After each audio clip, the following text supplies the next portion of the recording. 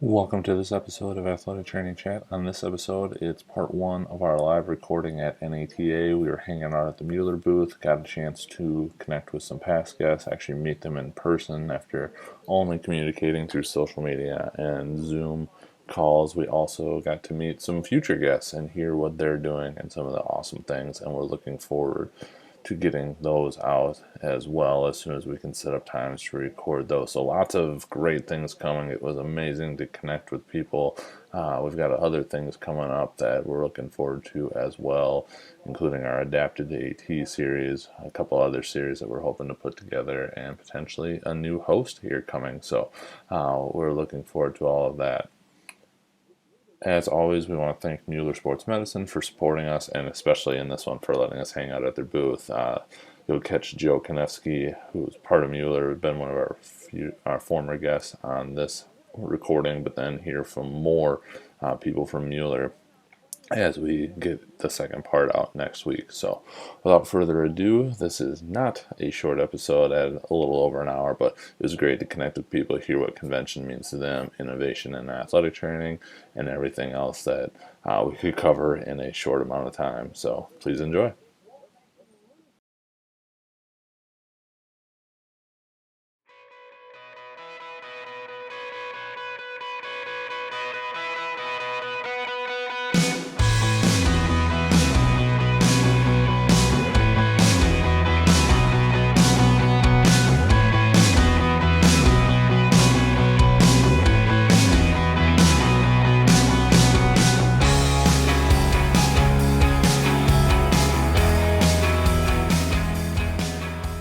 Just hit record so we can get started with everything going here. So this is being recorded at NATA 2023 here in Indianapolis. We're hanging out at the Mueller booth.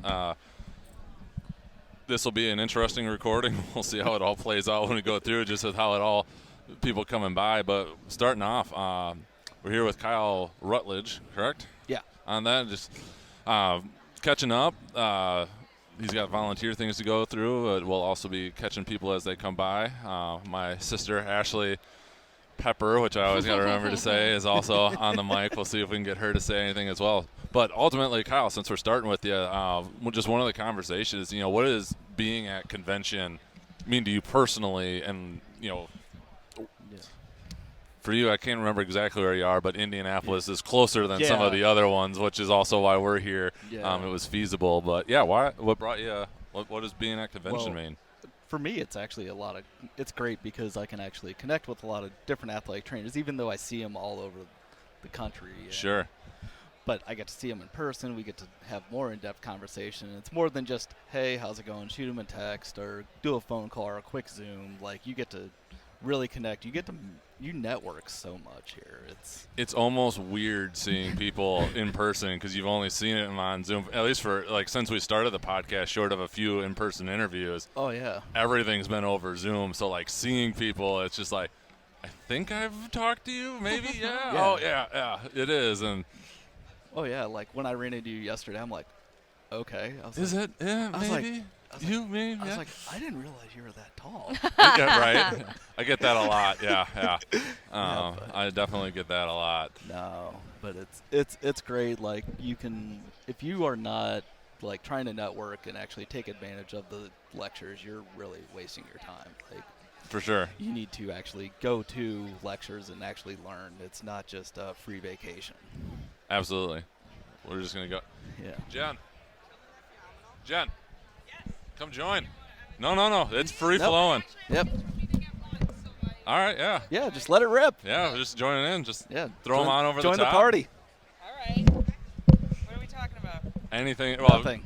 First, we were just talking about joining or being at convention, what being at convention means to you. What brings you here. You have to travel a little further. So, what does being at convention mean to you?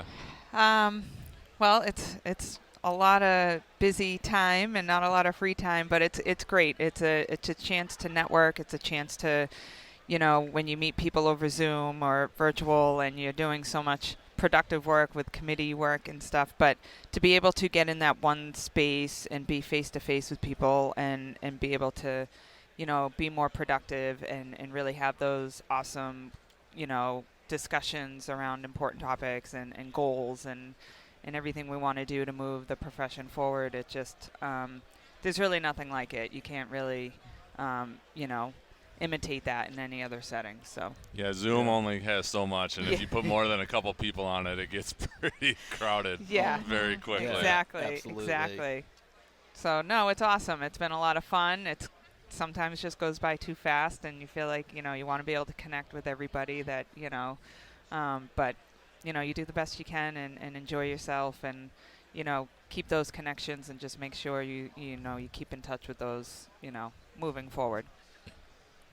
Yeah, and to me, it also realizes how small our profession truly is. Mm-hmm. It's like you Right. don't know who knows who knows what. It's like, oh, they know that person who knows that person. Oh, hey, come. It's the networking is. It's amazing, and then it's like, oh, hey, I'm connected with you on Twitter, and like we've had these conversations, and I see what you're doing, and It's like, so it's been awesome. Oh yeah, for sure. Yeah, it's good stuff. Yeah, it's absolutely amazing to see how close we can all be. Mm-hmm. Should hopefully be. I turned it on. Experimenting with new tech as we're doing this too, so the live stream can actually be somewhat heard. So we'll see how this goes, picking up all the all the sound. Are you breaking things? Just trying to figure out how to make it work together. Here, we'll do this. Let's see if this works. Flip it on there. Yeah, see what happens. There we go. All right. So project to the small mic in the middle. Right. There you go. There you go. Oh, this is awesome to see you in person, though. This is great. Yeah. We'll get Buzz on here in just a minute. Come back over. Get on. Yep. So one other thing, just kind of tying this in as we're hanging out at the Mueller booth, their big thing this year, and people have went by it, is their just the innovation over 60 years, starting off as basically a pharmacy company, because the founder was a pharmacist, and the innovation. So how long you been practicing, Kyle? 17 years. 17 years and 23. 23. So for both of you, and then you haven't, how long have you been now? 10? Almost 10. It's Almost 9. 10? Yeah, Wow. I graduated. Yeah, 9 years. Feel old now, don't you? I was just trying to figure that math out because I feel like I've only done 13. Well, I'm feeling old. Yeah. No, I Same. graduated. Like, wait a No, minute. maybe I'm up in. That's after grad school. No, I've been doing it for a while. Yeah, you Never have. mind. They don't know about the old school test. Ugh, Oh, No. the old school test. Let's not go there. And the pen. Oh, the Yeah. highlighter pen that would expose your answers, and you could not go back. Oh.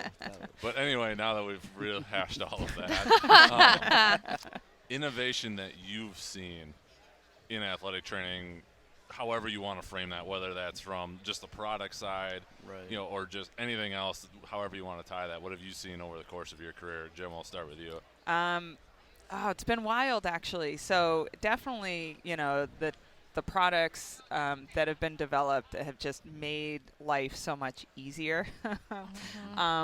But I will say, in terms of the content or the knowledge base that athletic trainers have coming out of school. So when I was a preceptor, one of the first things I would say to those students is, I'm going to learn just as much from you as you are going to from me in the setting, because the curriculum is so different than when I was an undergrad. And so it was exciting. It was like, wow, you all learning this stuff, you being able to experience this. And so it was awesome to see. And I think it's just really cool to see our skill set and development of our knowledge just expand so much.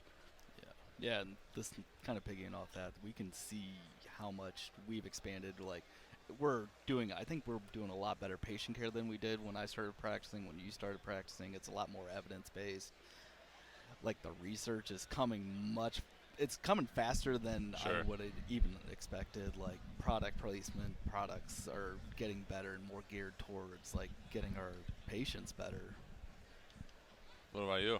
So what was the question? I'm sorry. I was texting, trying to get people here. The evolution of AT, just in terms of equipment or just everything else you've seen along the way. In my short 9 years. A lot's happened in 9 years. It has so a lot has happened. Put me on the spot. Yeah. One thing I've noticed also is the job setting. Oh, yeah. yeah. Yeah. That's very fair. That's a good point. Yeah. Yeah. Like, Yeah, and I will say, so I work in hospital administration with secondary school outreach, and we're seeing a lot more in that administrative, piece too. So, for instance, our CEO of our healthcare system started out as an AT, and now he's the CEO That's of crazy. a major healthcare system in Boston. So Yeah. it's Right. it's really cool to see that and to be like, that's possible. Yeah. Yeah. So yeah, really exciting stuff. What was the other one? I don't even remember what the other questions I generally had.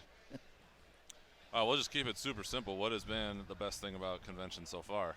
Talk-wise and/or everything else? Because there's just a couple things that are happening at all times. just a few.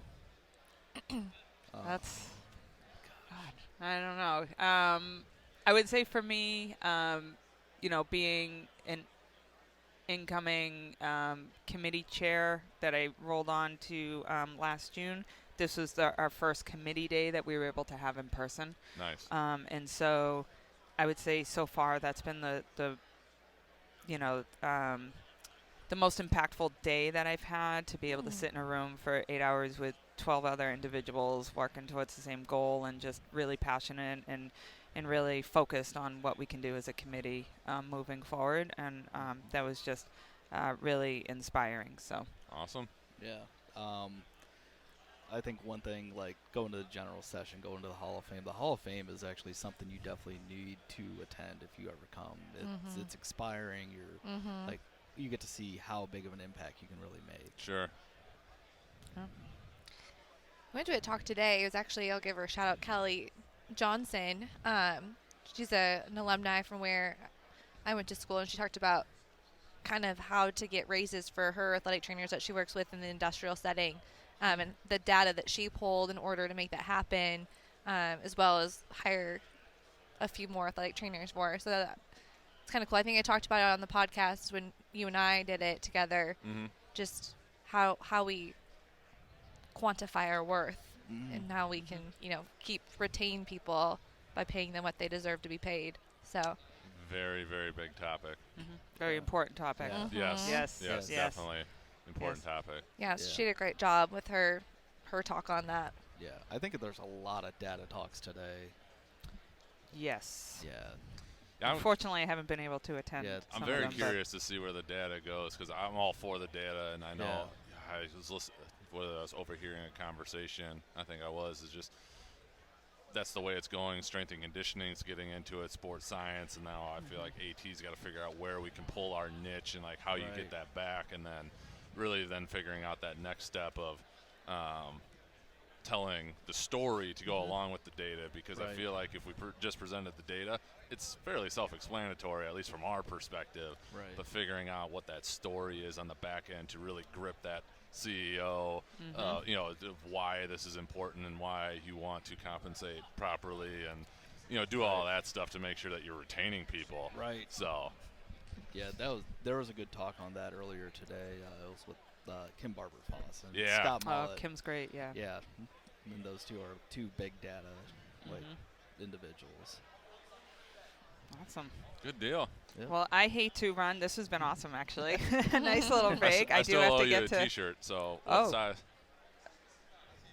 Have to say that on air. We can take the headset off for that I'll part. take that so. off. We can let you two continue to chat if you want, or we can wrap this up. And just thank you both for being here and chatting with us. Yeah. Like, I got a few minutes. Yeah. Yeah, I got Just give me just a moment so Yeah, I can sure, get you absolutely. taken care of. Yeah. So where are you at? So I'm actually in Canton, Ohio, Okay. but I practice out of Akron. I work for a hospital system Okay. in Akron. So You do outreach, or what is your role? my new role is actually in physician practice. So Okay. I work with our orthopedic hand surgeons. Okay. In that, but I also do sometimes flow to our primary care sports medicine.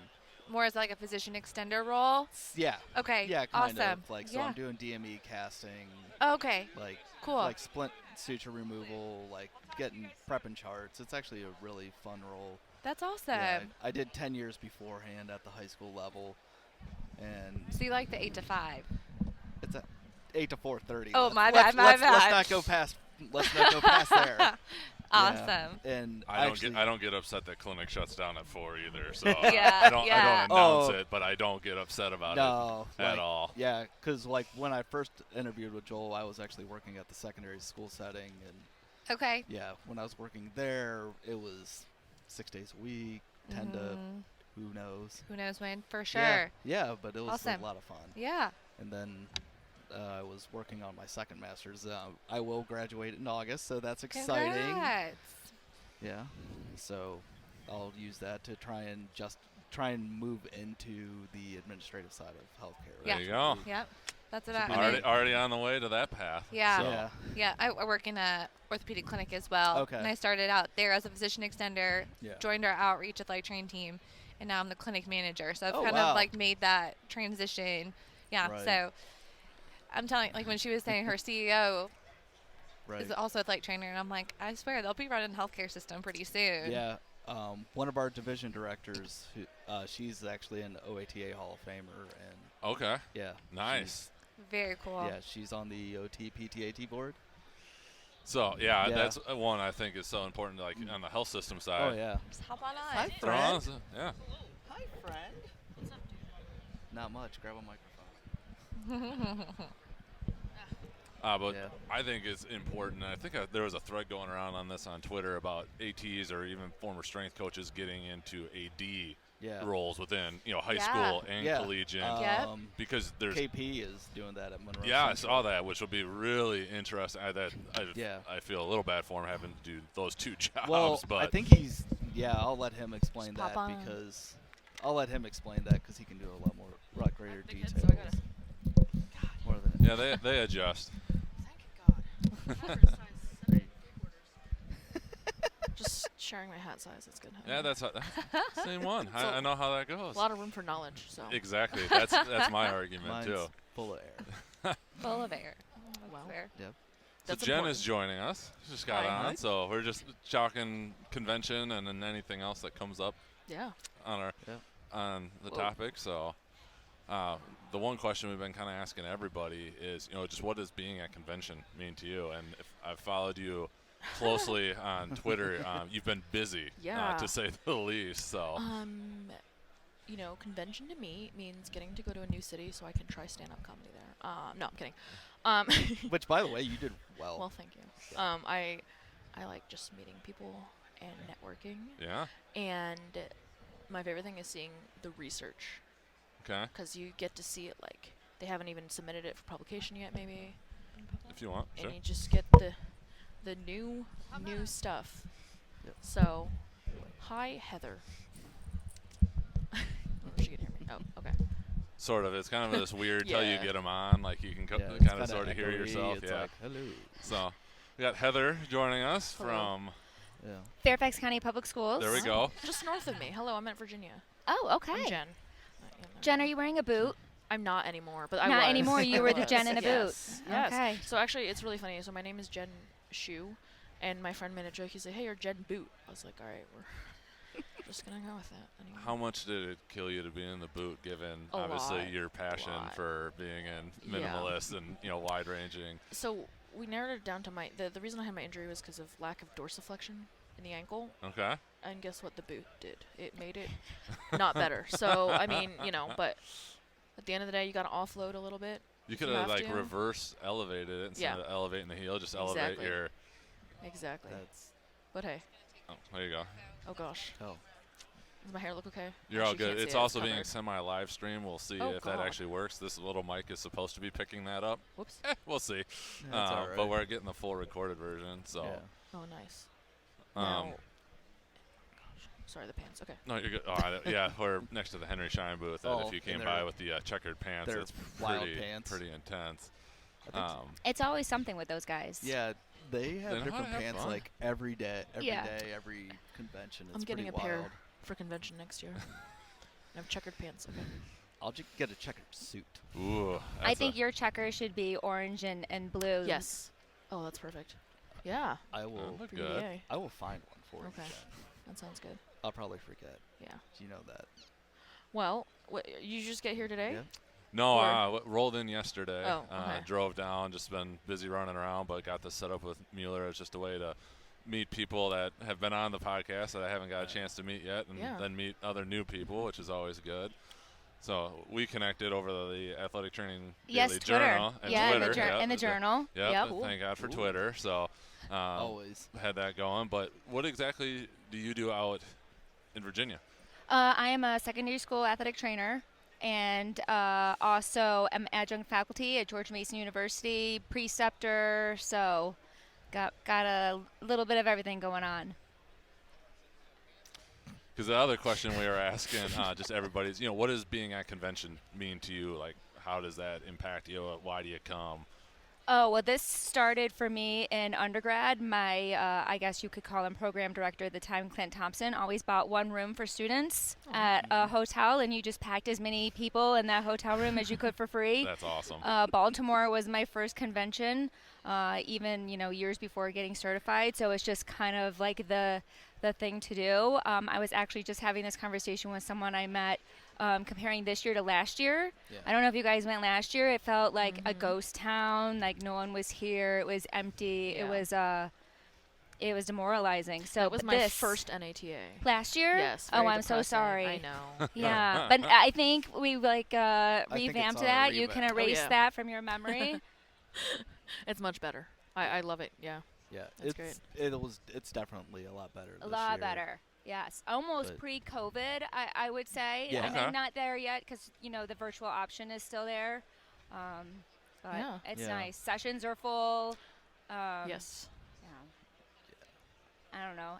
That- Hall of Fame is one of my favorite parts. Sure, we were Yeah, talking about that same. earlier. Yeah. So I never miss it. You know what is I like the the NATA Foundation Research Awards.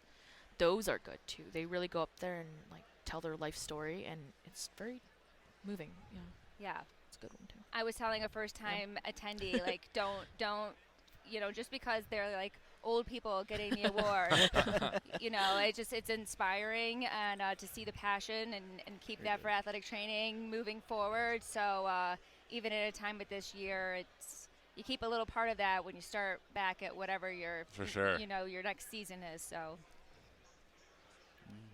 Well, the other one that we talked about, and we got Kyle's take on this, but we'll also get yours, is sitting at the Mueller booth. Their whole thing was just kind of the evolution of Mueller over the last 60-plus years and just the innovation that's come along in athletic training and sports medicine. So we were just kind of going through, however many years you've been practicing and just what you've seen so far in terms of innovation or changes.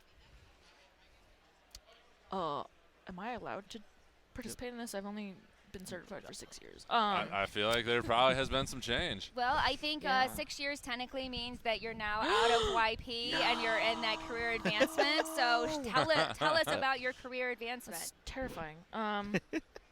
No, so I don't know. I always wanted to go into pro sports. I was like, I'm gonna do this. I am not. That's too much pressure for me. Yeah. I like a little less, and research really gives me some more freedom. And I don't know where I'm going with this, but yeah. So I evolved from a clinician who was like, I'm gonna get my PhD someday, and then just went for it. So yeah. So that's been really cool. But I love seeing like I'm involved with the UVA's MSAT program, and I do like seeing like what they're learning compared to what I learned, and it's really cool to see how everything's changed. Oh, The standards are absolutely. high, and I just know we are putting out really good ATs. Yes, know. as someone who's in the classroom and preceptor, I would agree. I went to the Young Professional Social last night, and just to see that amount of people already involved in service and already have passion for a profession they're just starting. This morning I went to a talk on the vitality of the profession, and so you get to see all of that in place. And I just, if we're going to talk about Mueller and some of the other suppliers around, the fact that they stuck with us through all of it. So Sure. like as we as a profession are changing, they're also ready to come up and meet our standards and meet our needs and push us through more than just taping and water bottles, and really come through the education and research based and everything is the products that they're putting out, and it's not just put out something anymore. So all good things. So I think everything around it, everything's moving with us. So Absolutely. Well, we got Kyle joining us now. We haven't actually Hello, officially hello. met, so Oh, wait, another other Kyle. Kyle. Yep, another Kyle. Great to meet you. Good to meet you. You came up earlier as we were talking. Different people that have worked with an AT is now their CEO of a health system, and we got in the conversation of ATs becoming ADs. Oh, yeah. And I don't know how you're going to pull off the dual role just from being busy because both roles require it. But what prompted that? Like what? Well, so actually, a little bit. It's not going to be a dual role. So they actually, in a roundabout way, it's kind of different. But they actually eliminated the AT position because of budget cuts. But it's all good. I wanted to be an AD. I didn't think it'd be this soon, but it worked out well. So I'm going to be there, and then I'm looking at a hospital group to hire an AT through, and so I'll never get out of athletic training because it's my passion. Sure. Just a little bit of a switcheroo, but I'm really looking forward to it. Yes, take a large. That's fantastic. So one of the questions we've been asking everybody, and we got Nate Ervin on now too, is just what does being at convention mean to you? Well, it's changed a little bit, especially since TikTok and all of us becoming very, very good friends, and the popularity of that. There's so many ATs on TikTok now and stuff, but it's more now for me, more networking and just, sure. I mean, and I've always been an outgoing person, but just being able to, and getting recognized is weird. I never thought that would happen, but it's just been cool being able to see all these people and making all these connections and becoming friends with these guys. Like, we text all the time, and so it's just marketing, or not, we're marketing ourselves, networking, and I mean, just being around all of us is good. Yeah, athletic training is now becoming a brand. So Yes. Athletic Trainers is now a brand. It's not just a profession. So Yep. I love that. That's kind of what I've created. That's what, like, Mueller Central Athletic Training now, it's almost like a business. I've almost ran it, like, I've worked out deals with certain companies like Foobag and Rhino Supercar and Impact Athletics. Like, I'm getting products for making videos, which I never in my life thought that would happen. For sure. But it's kind of a different avenue, but I love it. It's fun. You gotta get creative. Yeah. Yeah. What about you, Nate? And just to echo what Kyle said is, like, nowadays there's so many opportunities to get CEUs online and elsewhere. Yeah. That for me, convention's more of a networking aspect. Yes. Getting To see those people who I interact with on social media who live not near me. Right. So, like, Jordan Allen is the perfect example. Like, he lives in Florida, even though we text every day. But this is the time where we can come together and hang out and spend quality time together with other athletic trainers who are going through similar situations with us. And then it's, okay, so Jordan knows this person, so then I get to meet his network. Yep. And his people. And now my network has just grown because of the people that I've met. Yeah. So. No, I agree with you. I mean, that's ultimately trying to set this up, because other than a few in-person interviews, everything else has been through Zoom. And we were just talking about how it's almost been weird, like, walking through and being like, oh, wait. Pretty sure I know you, but I only seen you. I know you by your Twitter name, and then, I don't know. The 13-inch screen just really throws me off. Yeah. And then you're like, oh, I do recognize you. And you're like, oh, you're way taller than I expected. Yes. Or, in Kyle's example, I've got way shorter than expected. That was last year when we were walking up. That was the first time. Me and Nate had met before. Nate came to my 5K that I do at my high school. But I saw Jordan on the street before we went into the convention. And I was like, holy crap, he's much taller than I expected. And that's exactly what Jordan said about me, but the opposite. So it's hard to tell. I tend to get that one. You're a much bigger human being than I thought you'd be. Yeah, I heard somebody say that earlier. I was like, all right, now I see it. Yeah, I've had that happen on more than a couple occasions, and I just nod and say thanks. Thanks, man. I appreciate it. Take that as a compliment. Absolutely. The other one we were talking about, and we got a little bit into the innovation of it, but just that's Mueller's theme this year, just kind of the change over the last 60 years. Obviously practicing different periods of time, but innovation you've seen just in your time as a practicing athletic trainer. I've been in for 6 years. And also all the products you've gotten to now get acquainted with. Yeah, so I don't know really how to go about this, but starting out, so I built Mueller Central Athletic Training didn't exist until I was the first full-time AT there.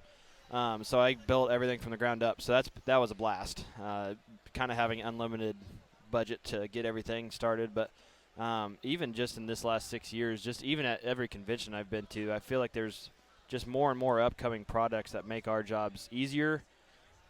Maybe easier is not the right word, but more innovative. Mm-hmm. But yeah, and then like some of the products I've gotten, it's just cool. I mean, some of this stuff I would have never even thought about, and it makes athletes getting back, return to play so much faster or something like that. And it's, maybe not an insanely expensive thing that a lot of ATs can use. And I don't know. I think athletic training is always going to be innovative because it has to be. It has to change with the times. For sure. Just like everything else, I guess. But the medical side will always have to go up with what we have. Right. And I just think with all the innovation, we already have a hard job as is. We're dealing with patients who want to get better, who sometimes they want the quick answer. Yep. Patience isn't always the virtue when it comes to that. Yeah. They want to get back immediately, whether that's because they're missing playing time, they're missing time off work, which then cuts into being able to provide for your family. And so I feel like a lot of the innovation today is helping with that. It's not as quick as they want, but we're seeing improvement in getting our patients back in a more timely manner. And I think a lot of more products are accessible where they don't have to be athletic training room specific, that Sure. a lot of things can be take home, so we can do more home care. I think because, a lot of us weren't in athletic training rooms for a long period of time, we had to be innovative in ourselves, and that caught up to us where we're going to do home programs with our athletes and that way to meet them where they're at, and everything doesn't have to be a structured time after school or after work or something. So. Yeah, and I agree. It's more accessible for everybody. Yeah. I mean, there's things that are very expensive that you can't afford. There's always going to be but that that thing. keeps them coming to you. Exactly. Right? If everything was too accessible, then Right. But at the same time, I think there are cost-effective products out there. Absolutely, and it's only gotten better. It's only gotten better, Yep. Yeah. which has helped everybody in the profession. No matter what setting you're at. Yeah. So. The other one that's come up, and I'd be curious, from your point of view, because you're teaching now, is just the evolution of the AT student. Because I just even remember, me going back, which was I graduated in 2008 from my undergrad, and then seeing students now, I'm just like, that didn't even consider to me. I wasted way more time than I probably care to admit. I would love to see if we're capturing any data or any research on, the difference in the attitude of the profession on bachelor's versus master's. Sure. So are they actually taking these types of opportunities a little bit more serious at a master's level? And so I think that might be part of it. But yes, I see from all the master's students I've been dealing with maybe the last 5 years, there's definitely an attitude shift and an attitude change. I also think because it is, 2 to 3 years of a program, depending on where you go, you got to squish in a lot more opportunities and that quick time. So, 4 years of a bachelor, you feel like, that's 4 years, but you got to get something done in Sure. 2 years. You're going to take more responsibility for their learning and these opportunities to network and meet others just like it. So I only see positive things. Yep. But I think that's just my personality. I don't want to dwell on the negative. I know a lot of people talked about that as, you're getting, I don't want to say the professional student, but it's a Right. different type of student that, yes. you've got some more real world experience instead of coming in right out of high school. Right. And, We're also talking about a new generation. So we're I think that helps. The millennials are now in those admin roles. So we get the benefit of a millennial overseeing our new generation. I guess some are calling it the iGen, because everybody grew up with an iPhone. Creative. So this new iGen, I love working with them because they are different. They're, the research shows they are a more self-aware generation than we've ever had. But that comes at a cost that they're just they need to work on their interpersonal skills, and better way to work on interpersonal skills for than sure. coming to convention. So Yes. Absolutely. And I think that's one of the interesting things about convention is it forces you to get outside of your comfort zone. Oh, Yep. absolutely. Right? I'm an introvert. This is killing me right now. And I'm in a great way. Yeah, yeah. You're And, like, crushing it. It right. makes you feel better. Yeah. I'm going to have to go to bed early tonight. I'm Yeah. going to recharge this battery. And there's been times where Kyle and I have been walking around and people have come up to us and we're like, "Oh, you're Monroe Central." And like that's great because like that younger generation, they're active on their phones, Yes. right? Yeah. And seeing that there are athletic trainers who understand what they're going through and that they have someone they can look up to as well. And being able to make those connections as well at convention is pretty unique, I think. And that's been something I never thought would ever happen in that regard is like I get recognized and get, whatever, but like there was somebody yesterday that came up from NATA. I can't remember, I think Phil came up and like he's like, I'm part of the older generation, but I want to say like thank you for like putting a face to athletic training or putting a, what athletic training is, and that's why I kind of started as, because I mean, as you guys know too, athletic training still nobody knows what the heck we do. So that's what, and even like some of my kids, like, so I just finished up year 6, and a few years ago, like when I started in 2020, but like last year or something, the kids were like, "Oh, I didn't even know you did all this stuff," like all my behind the scenes and stuff like that. No, I put a humorous side to it too, but every now and again, they're seeing what I do, and I know I have a decent amount of stuff, more than some secondary schools, but just kind of being able to show that off and being a advocate for athletic training is my passion. Just showing that athletic training is amazing and that you can have fun with it. And that's what has been fun with all of us getting recognized and stuff is like, and then we get to make those connections and they're like, yeah, we did this because we saw your video, or, we went to this because of this. And it's like, okay, so we're actually making at least a little bit of a difference in a positive way for the whole athletic training as a career, which I never thought would happen. So I'm glad it has, though. Yeah. Apparently, I'm going to be outfitting Revive as we're doing this Yes. now. So Yes. that'll be good. That's what I like to see. Yes. Reviving. Calf boots. Sweet. We will give these Slip a try. them in. Are your calves too big for these? I do wear a size 14, so yeah, we'll see. Good gracious. I feel like I needed this last night after walking around in heels from alumni party gosh. to alumni party. I couldn't imagine that one. This will be after the fact because obviously this is going to be recorded, but Mueller now has the Easy Relief migraine mask. So gel on the inside. Not only for just migraines. We'll just put that out there for people. So I got to check this out as Yeah, a migraine sufferer. So nice cooling around. And you get like the weighted blanket aspect to it, that gives you that nice comfort. All right, that's better than an eye mask that just came out of the freezer. I actually was reviving yesterday with the migraine cap. It's a great picture you can find on the social media. Oh, yeah. Oh, she didn't even Son of a know. hey, just always think everything's on social media. Yeah. Somehow. I mean, I did send it to my boss, so like There he is. more so sent it to her as a joke. Wasn't expecting it to get posted. And here we are. Here we go. How long does this stay this cold? This is cold. It's been sitting out here since we started, so it's been at least almost like 40, 45 Oh minutes. my gosh. My Raynaud's is going to kick in here in a second. Yeah, it was almost too cold for me Yeah. at first. But then once the migraine started settling down, it was like the perfect temperature. So, yeah. Enjoy. Yeah, so far so good, especially after wearing fancy shoes this morning. Oh, yeah. For travel, I've actually flown with the M2 and the calf boots. Yeah, Nice. that'd be good. Okay. Oh, look at that. We're here and he's already. If you guys got other places to go and talk to, marketing directors and everything, feel free. We appreciate you swinging by. So. I do have to run, but we're going to catch up soon. Yes, we will catch up. We've got a future we have episode future. coming. Yeah. Kyle will reach out. We'll have to get an episode on the books. Yeah, sounds good to me. Yeah. But Just other let than me know. that, pleasure to meet you. And Yeah. we'll try and catch you Great to before meet you. everything Yeah, gets sounds good. too I'll crazy. be back how around. how can we find you? At Monroe Central AT on everything. On everything. On Perfect. Twitter, TikTok, Okay. Instagram, YouTube. So You're on YouTube? I'm on YouTube, baby. Oh, There you go. see, I didn't even know that one. There we go. That's I had a with Jeremy Jackson. Sports Medicine broadcast. Yes. That's what. Yes.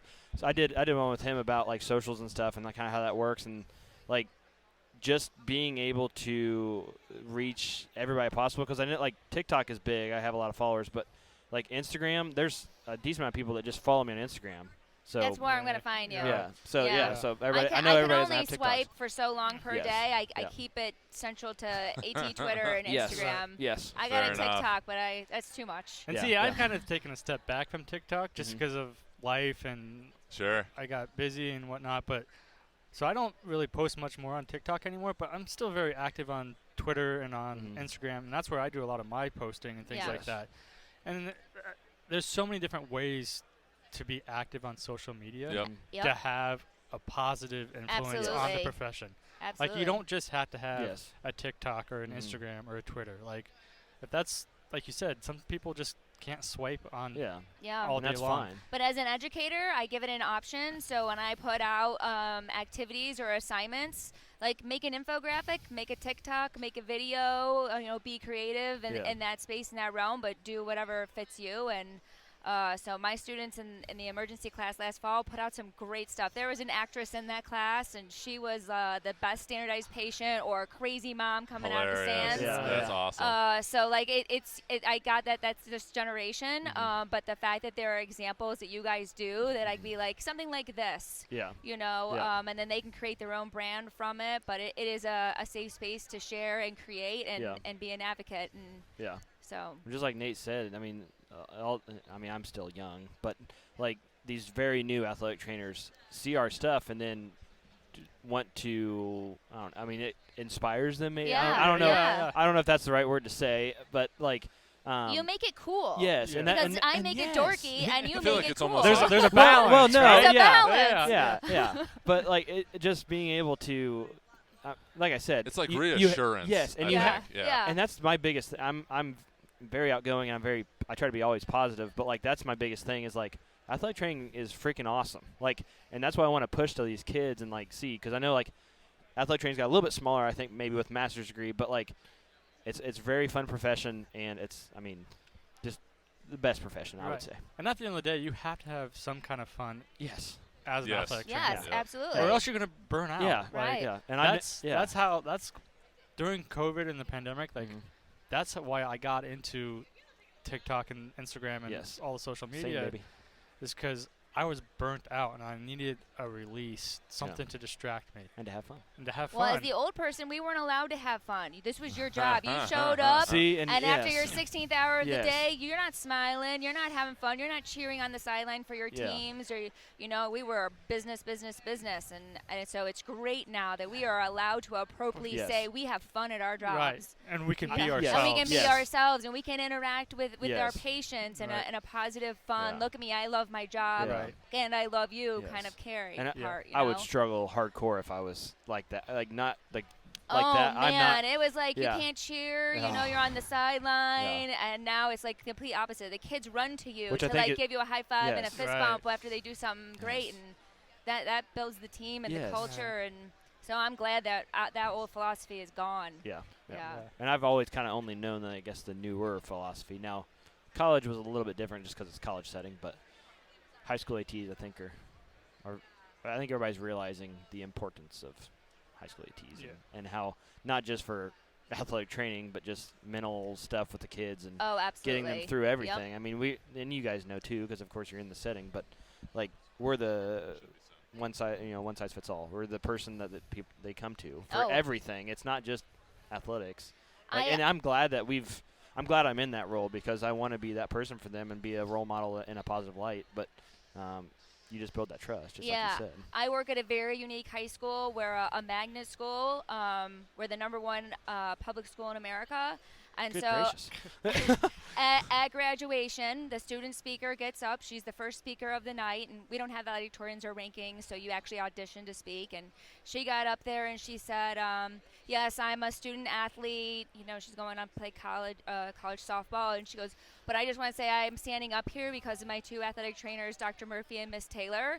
And so to be in an arena of thousands in front of dignitaries and superintendents that the student speaker at a magnet high school said, I'm a student athlete and I wouldn't be here without my athletic trainer. That's awesome. That's so, fantastic. the tears were flowing. Oh, yeah. Yeah. That emotion. That validates everything you do. everything you do. Oh, and all to put it along, out there, the yeah. profession Yes. in there, and I think it brings, we helped her with her mental health, her Yes. recovery as an athlete, her identity, gave her a safe space, and, that just touched, thousands in that Yes. arena. Right. And, And I think that's what we figured out too. Like we don't need validation to do our jobs. We just just Absolutely. do it. But every now and again, it's very nice to hear stuff well, like that. I And think also that you guys in the 6 to 12 range, sooner or later you're going to have to politic game, right? You're yeah. going to have to get some different stakeholders involved, and how do those stakeholders know who you are, how important you are, until you have people that will also advocate for you. So when we want to push another full-time position, the fact that the superintendent and principals and other parents hear that, they're like, oh, absolutely, we got to get them another one, right? So you just got to take those moments and work a room. So, Yeah. That's one of the things I'm learning now, because I'm on that cusp of, I'm no longer a YP. I'm now that next step, because I'm year 7 now. Yep. And so, that's what I'm starting to learn. It's like, now. Yeah, now that you're comfortable, now you grow a little bit more out of your comfort zone, and how are you going to do a little quality improvement of your setting, and how you want the next 6 years to look. Right. Yeah, exactly. So. all right, Awesome. I'm gonna head off. Fair enough. Yeah. Thank you, Joel. Yeah. We just kind of just came here, but yeah. It's all good. Yeah. That's what it's I guess all that's for. what it's for, right? Has the pressure gone to your head? No, the more I can sit back and just be like, hey, I'm over here chilling in these boots. Life is good. We're carrying the conversation. Joel's just like, all right, man. I did my thing here, Conversational. Doesn't have to drive it or anything. So. Just sit back and relax. All right. Pleasure Joel, meeting thank both of you in Yes. person. Yes. And we'll definitely chat with you guys later. I think we got the next round of crew coming in. All right, excellent. Over here, and maybe grab a Mueller rep too. Go on, hop on in.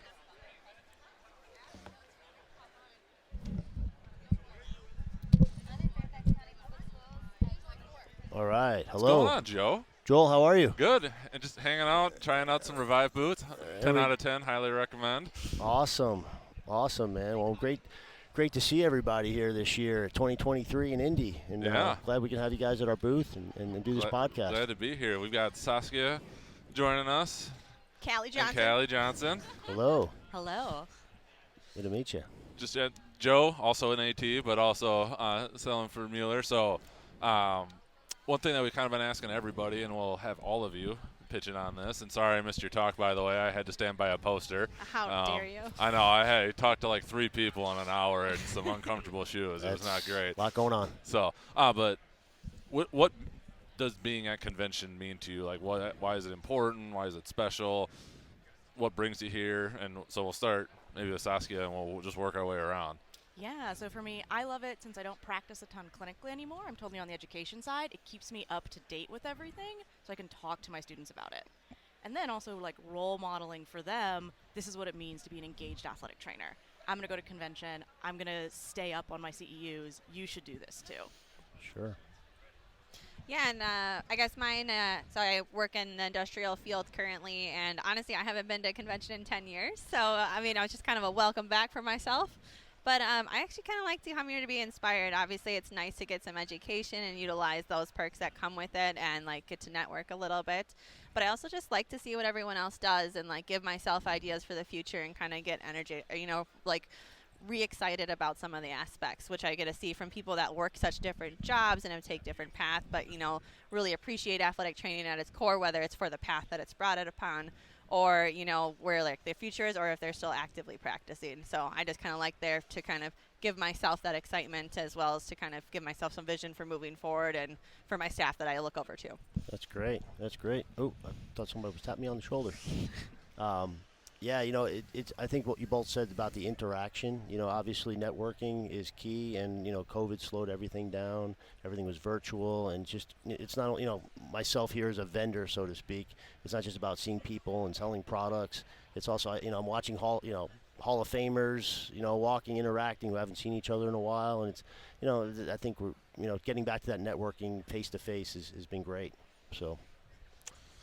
So the other thing, I'd be kind of curious again from the research side and also the industrial side, and then Joe, because you've been a part of Mueller, that's kind of the theme for Mueller this year. Is just innovation over 60 years, kind of everything that changed. If you were to come and if you were here in Sauce, we're sitting by what is an old demonstration or some promotional. That's old things school that right there. I'm guessing is older than most of us sitting at Correct. this table. Yeah. There's a lot of innovation behind that. Yeah. Sure. So just talking about that, what innovation have you seen through your career and your particular setting throughout the profession? Yeah, so for me on the education side, it's the technology that we're adding, right? So I do a lot of A&P education and intro to sports med. So it's just showing them, look at all these great virtual tools that we can use as well, and simulation, so that we can get our students practicing before they necessarily have to see a real patient. Right. And since those procedures have changed since even we were in school, and those opportunities to be a little more hands-on, for safety reasons as well. So yeah. Someone's wheeling around one of the dummies in a wheelchair. That thing was a little I creepy. had to double check on him. Yeah. I was like, is that real or fake, Seriously, or what's going on here? Yeah. Yeah. It looked like it was mixed between a mannequin and a Halloween mask, right? Kind of thing. It's like, we in a horror film? What's going on here? That was a little scary. Yeah, but those sim models are great. Yeah. Oh, absolutely. Yeah. Is there anything in the industrial setting, like technology-wise, that you guys have found? It's a space I haven't done a ton with. I'm doing a little bit tactical firefighter, and we're getting creative with some things. But I'm just curious, especially working for a not small company. Like technology-wise, I'm lucky in my industrial site and working for a large customer. And for those listening, I work for an airline. I work on site with an airline. And so, budget isn't technically usually a huge problem, so we have a lot of access. And so we have a couple, funner tools or things that I don't think are necessary.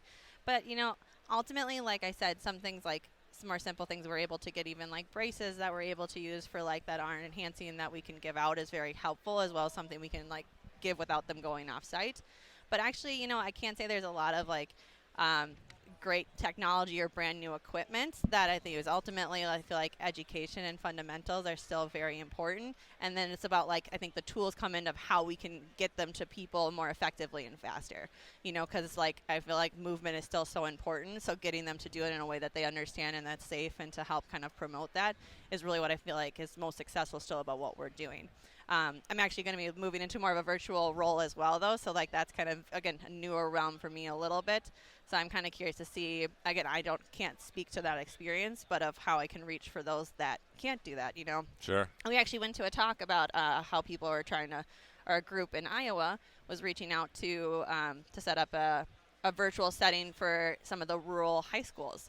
And I just think that's a brilliant idea. I worked in small town Wisconsin, with Joel here, and where those were 45-hour drives, and we used to do we call them rounds when we went out twice a week, and students would stop by. But I think it would be just so amazing to still have those touch points, still cover some of those minor high contact events, but for some of those students to have more access to follow up in some of those rural areas that they can, when they can't do that, for just some of those little touch points, or to be better educate some of those coaches, I think was amazing. And of that group, for me, I really thought that group did a great job, and they've been fighting a lot of legal battles and stuff to get to there, and I really commend them for that. Wow. What about you? What you've seen, and what also because you sell this stuff. I got off topic there. Sorry. No, you did. Actually, you know what? Mueller's own internet. If I could ask a redirected question, you not can to do hijack it. There this is podcast. literally nothing. The last three people, I just sat back. She said a lot of stuff. I almost took my headset off. I just got excited when I said I was for the large corporation ready to spend money there. So no. Actually, my question is: are you involved with kind of like prevention, right? Obviously, that's part of the athletic trainer's role. So, are you given the opportunity, I guess, to look at the equipment that they use to make sure the folks working there are using proper ergonomics and lifting correctly? Does that go through you or somebody else? So in terms of our program, I actually personally pick almost all of our equipment and pick all of our supplies. Some of the vendors sometimes comes down to who they have contracts with, but ultimately if we think something is better, they'll let us purchase some of that. In terms of the actual things they're working with, like at the stations and computers, ideally they let us look through it first, but typically it gets put out, but they will re-event and fix things as they need to. So even an easy example is office ergonomics. I feel like they a lot of times sometimes make stations that look beautiful, but they're not always the most functional for somebody that has to stand at that position for 8 hours. Sure. But they are open, and it's not a fast process, but they are open to trying to get some different stands occasionally or some different opportunities to get them to stand. Or for the scanners, or people scan your tickets. That's where even they have a couple options so that they can choose to doing hand scanners. But rotating all day long, it's not a big movement, but it still affects somebody, especially again doing it all the time. Day after day. So that they have some options. So from that we don't get as much, but we have some input in that, some of that. And if there's small changes that can be made without us affecting aesthetic or it's too complicated or expensive, we get that. But from what we use, we get a lot of control. Right, because sometimes they, the executives hear a pitch and they feel like it's going to be a good product or a good service, and then, again, they spend a ton of money, whether it's thousands or millions of dollars even, and then they realize, wow, this isn't working the right way and things like that. Where the experts come in and say, hey, it should be tweaked or things like that. So hopefully, again, educating and have a voice to do that in your roles is very important. Yeah, and I will also say we're slightly spoiled because of our large corporation that we're a part of. They sometimes will give us things to do, and if we like it, then obviously they purchase them later. But we do get a nice amount of stuff occasionally, let's try this out here. Right, that's great. Yeah, get to play with a lot of toys. And we give them feedback. My presentation was on data, and that's what we do is track things. So that's for great. better or for worse. For sure. Cool. Awesome. That's great.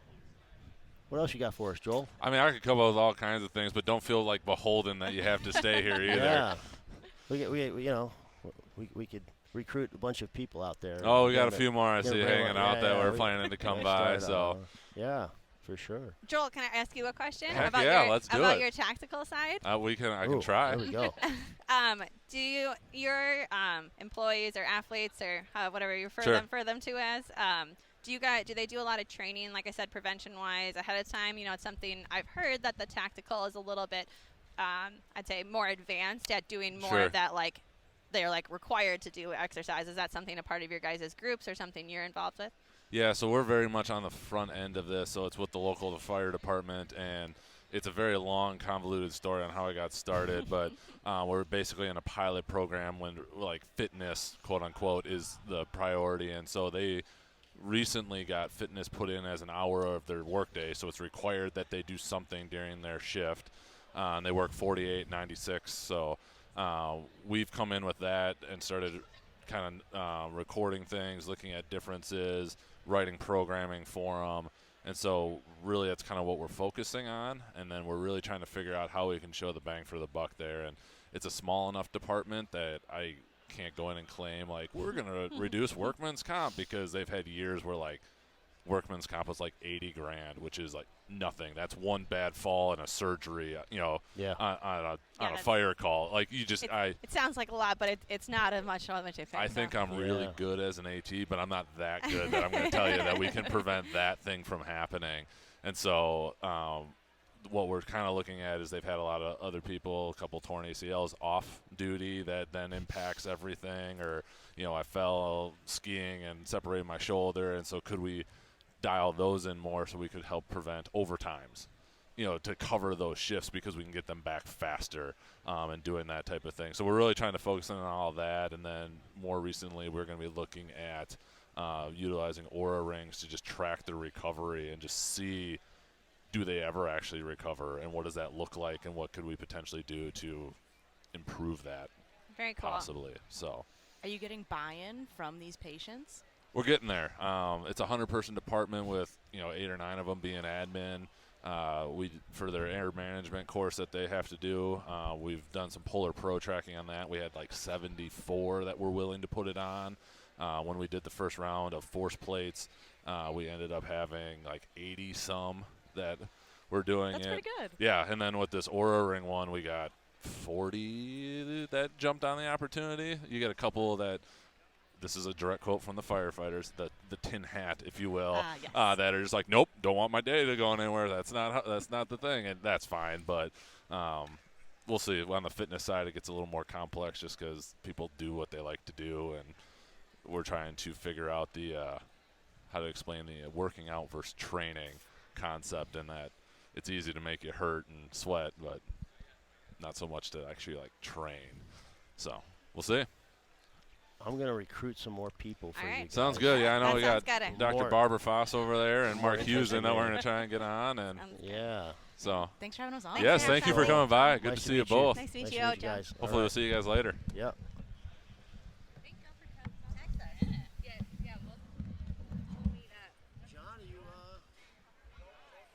John, should I stay on with John? I mean, if you want, we're going to get Mark. We'll get Mark and Kim over here. We'll get a few more people. We'll get this whole crew and get everybody to chat. Nice to meet you officially. No kidding.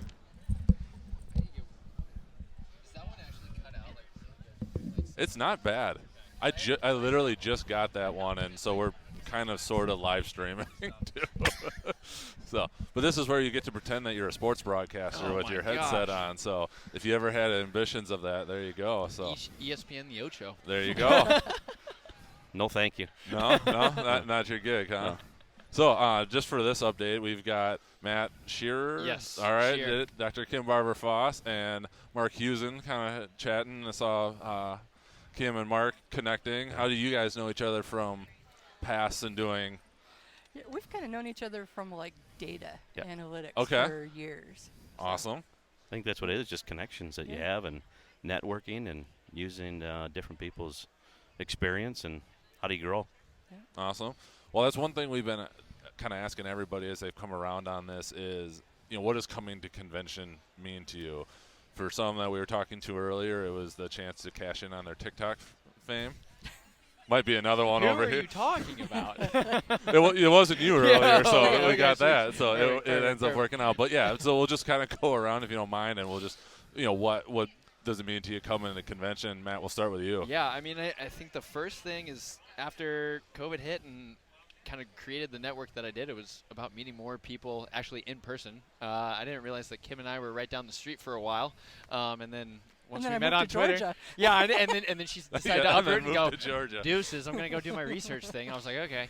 So, but yeah, I mean, coming to the convention is just more or less kind of seeing all my friends that I've slowly like gained throughout the years in my short time in the profession. Obviously, to get a little bit of education, kind of see what's new with the research. But man, the expo and just hanging out with people is the main reason. For sure. Well, I Kim? like the educational component. Usually I'm involved in some aspect of that. Definitely. But a lot of it is just reconnecting with people that I've worked with, known in the profession for 30 years. So it's just the only chance we get to connect with people. And then meeting new people. Definitely. Yeah, no, I agree. I mean, I think it always has been educational component, but it's the networking, it's the ability that you can see people that you haven't seen over years. And with COVID, many of us probably haven't seen each other in 3-4 years. So it's that, we've all grown a little bit and things have changed. Where you work may have changed. So I think it's just a great opportunity. It's always the echo for me, except I got to see Mark just a couple months ago at our state meeting, so we kind of cheated there. The other one that sitting at the Mueller booth, and their kind of theme this year is just innovation in athletic training over the last 60 years and how they've evolved and the logos. And again, we'll joke about the banner that's older than a lot of people at this convention, just in terms of. I love those lace-up braces, and then you put the plastic insert on the side that molds. That's like awesome. I didn't even know that was a thing. Oh, we also have, which I forgot to mention, if you would like to sign up for a chance to win the old MedKit 500, they're planning on sending I had a few. one of those. Yep, we've had a few of those things as well, where people have been like, "Yeah, I know what that is." So, yeah, why not? But just kind of talking about that is like, what innovations have you seen, of course, the cross of your career? What's been the biggest change just in the profession in terms of innovation? And that can be very, very open-ended. Maybe I'll start with you, Mark. All right, it's probably what we all hate, but it's how we document. Oh. I think having an electronic medical record. So when I came in 25 years ago, it was carbonless copy sheets, and we had like a 4-ply. So one went to the parent, one went to the school, one went to coaches. That went away, and we went to an electronic medical record. that did nothing where I work for many years. There was information there, but it wasn't really shared. And now that we're tied in with our healthcare system, I think that's the big thing. It's tying our experience as an allied healthcare professional in with everyone else in your healthcare. So I think that's, to me, it is kind of off the beaten path, but I think it just helps. I work in a clinic now, and I just sit there and, like, as we pull up everything, and I joke about how long it takes to log in. Like, sometimes that takes longer than me collecting a history. But, man, how did that ever connect and everything? Just, it's so interconnected now to just be able to pull up and know exactly what needs to get done before a surgery, and that kicks off. It's impressive. And I think sometimes it's also the thing is, how many times do we as an athletic trainer ask the student athlete, hey, what did doc say? Yeah. And they could have made up so much stuff, and you have to kind of figure out what's the truth or what's not. I think now you can go back and say, I've got that note from the doc right in front of you, and you're like, oh, they just did this morning. This is what's going on. So I think that's huge. For sure. It's not calling anyone. It's just trying to go back and find out what happened in a visit you weren't maybe at. Selective listening never happens. No. What about you, Kim? I totally agree with the documentation, but even just a lot of the other technology that's going on, like, we're such a hands-on profession, but now there's so many new tools that aid us in that we didn't have access to before. Like, well, modalities have changed, instruments have changed, so we still have our foundation, but we have things that make us more efficient and effective. For sure. I'll have to echo that with the technology, especially with, I don't know if you guys have spent at the anatomatage table, but I was checking that and I could have geeked out for like hours on that thing. That was so sweet. So just, I think kind of the technology that we're also able to use in the education setting is extremely changed. I agree with you there. I was just going to say it's amazing. We were just talking, fact of life is there are probably less vendors in this expo than we've had in the past. That's kind of what I've heard. But you walk through and the vendors are drastically different too, though. For sure. I mean, technology with concussions, technology with, I felt like you used to walk around and there was a ton of Boothwist tape. Yeah. You don't have that if you walk these aisles. I feel like I went back in like 2017 and there had been 10 booths of like kinesiology tape, and it's like it can't be that different. Exactly. Like, I get it where main distributors have their own, but it was like individual, like this is unique, and it's like I don't know that it is, but. And we've gone from something like these ankle braces to the one that's over there where like it uses a piston to like stop, which is unreal. Wow. Yeah, it was interesting. It was very wild. As we look at this board, though, and you talked about what you could do with the plastic inserts. That's just, I think, some of the things of people who came to the convention, and you sometimes better talk to a rep of what you were doing with that, because I think so many times athletic trainers just use that as a brace. Yeah. They didn't do anything, so there was a lot of things 20, 30, 50 years ago that happened. I mean, it was just a great opportunity to learn of what that piece is. So that's what's so cool looking at this and saying, this was going on many, many, many years ago. I'm just that board is just amazing. Living in the nostalgia. Where was that stored for so many years? That's a good question. I can only imagine somewhere in those Mueller headquarters, stashed away in the warehouse somewhere. And then someone found it and said, "This is going to NATA." Yeah, this is what we got to do. Yeah. This is our theme. Yeah, it was just like we were talking earlier. Like it started off as like Mueller Chemical Company because it was Kurt Mueller was a pharmacist, and like hot stuff, or that's not what they call it, atomic bomb or something was like the first product to try and not use pain medicine. Like that was like the stuff that came out, and then it's just been this evolution to where I was just wearing a pair of Revive boots over here, which are magical, by the way. Yeah. You have no idea how many layers of skin I've lost using atomic bomb. Oh, God. Way back then. I was just going to say, can you imagine if you took a tube of that out now and put that on a table, and for some of the younger staff, I think they would look at that thing and that's a joke. We've come a long way. Yeah. But I mean, a great supporter that's been there for many years. I mean, that's what it's about. You come through this expo booth, and it's awesome to see the same people that come back every year supporting National Athletic Training Association and all of our athletic trainers. Absolutely. Those are really all the questions I had. So if there's anything else you guys want to talk about, we've had people just kind of take it over, and I'm happy to sit back and just listen. So if not, it was great to touch base with you. Obviously, pleasure to meet people in person finally and connect. So, and then we'll definitely be getting we'll get a podcast talking about bringing that humor side and the fun to AT with TikTok. I guess maybe that's something I'm curious on your guys' point of view. What do you feel? We've had a couple of TikTokers here talking earlier, just in terms of how that kind of change in the profession and bringing new, light to it and insight. I think it brings a lot of fantastic energy to the profession. Okay. I mean, I've been around for a really long time, and I've totally geeked out and embraced all of them on TikTok. I appreciate it. And they've embraced me, which has been phenomenal. But it brings back life. Sure. Into the profession too, and it's a new take on things. Yeah, I build off that because I don't do TikTok, but I know what it is. Sure. Right. I only see them when they show up on Twitter or Facebook. Yeah, exactly. Because my first video to go viral was actually it was the choose your character, but someone reposted it on Twitter and on secondary, and I wasn't able to get they stole my thunder, and I was like, oh. So I guess now I got to start posting it on Twitter. But I think the cool thing is it's for some of us who we didn't grow up with that. Right. So, I wasn't even on Twitter until, I don't know, 5 years ago. I thought Facebook was a joke when I was in college, which is why I don't invest in tech because.